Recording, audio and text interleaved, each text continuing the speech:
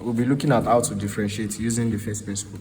Like we all know, when we have something like 2x squared, and when you want to differentiate, your answer should be this multiplied by this to make it 4x. But now, we want to use this first principle formula to differentiate instead of doing it like this. So now, the first thing you need to know, I'm going to derive the formula for you. Now, when you have something like fx minus fx1 over x2 minus x1. Now, we all know h will be equals to x2 minus x1. So you represent this by h. You represent this with h, so make it over h. Now, you make this x2, you make x2 the subject of formula here. So s2 will be equals to ax1 plus h.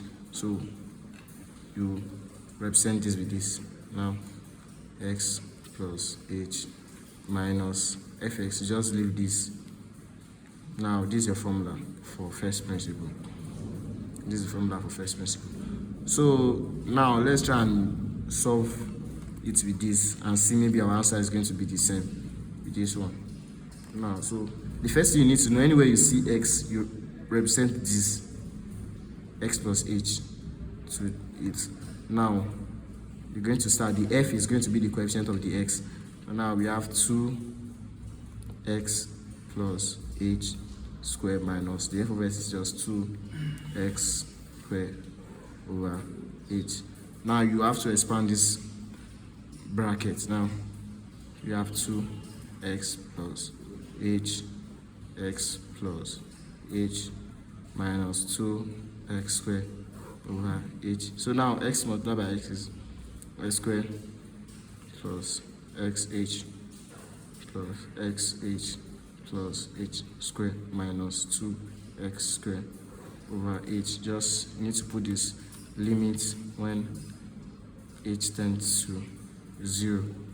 So now we have x squared plus 2x h plus h squared minus 2x squared over h. Now then, don't forget this is your 2.